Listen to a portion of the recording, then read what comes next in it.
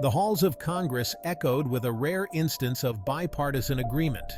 The Secret Service is failing. This sentiment stemmed from a series of security lapses at a recent rally for former President Donald Trump in Butler, Pennsylvania. At the center of the storm was Secret Service Director Kimberly Cheatle, facing intense scrutiny for her agency's inability to provide adequate protection. Director Cheatle's testimony was marked by evasiveness and a lack of clarity that frustrated lawmakers on both sides of the aisle. Basic questions about the events leading up to the security breach were met with vague responses, raising more questions than answers. The rally in Butler represented a new low, as it involved a direct threat to the safety of a former president and potential future candidate. Director Cheatle's inability to provide satisfactory answers regarding the security failures in Butler only served to amplify concerns about the agency's competence. Lawmakers pressed Cheatle for details about the agency's security protocols, staffing levels, and intelligence gathering leading up to the rally. Her responses, often vague and lacking in specifics, did little to assuage their concerns. The hearing exposed a disconnect between the Secret Service's rhetoric and its actions.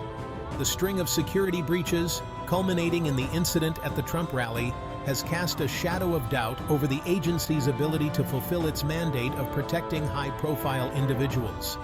The lack of transparency surrounding the Butler incident further eroded trust in the Secret Service. The calls for Director Cheatle's resignation, echoing from both sides of the aisle, underscored the gravity of the situation. Lawmakers, regardless of their political affiliations, agreed that the Secret Service was in dire need of new leadership. Cheatle's evasive testimony and the agency's failure to provide adequate security at the Trump rally had shattered their confidence in her ability to effectively lead the agency.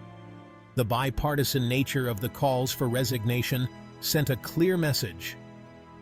The Secret Service's problems transcended partisan politics. This was not about scoring political points, but about holding an agency accountable for its failures and ensuring the safety of those it is entrusted to protect. The Secret Service, tasked with protecting the nation's most important figures, seemed to be losing its way. Section 4. The Erosion of Trust. The security failures plaguing the Secret Service have far-reaching consequences that extend beyond the agency itself.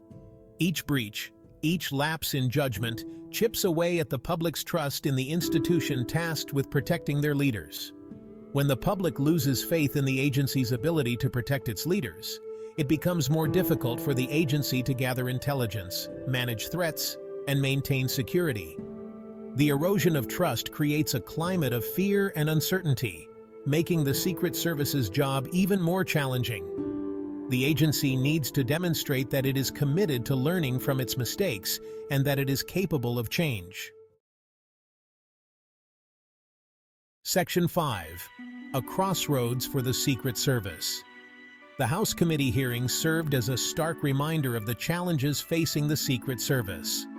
The agency stands at a crossroads, its reputation tarnished by a series of security failures and its leadership questioned from within and outside its ranks. The Secret Service must prioritize regaining the public's trust.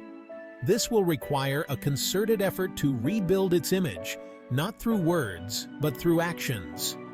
The Secret Service must rise to the occasion and reclaim its position as a beacon of excellence in the realm of security and protection.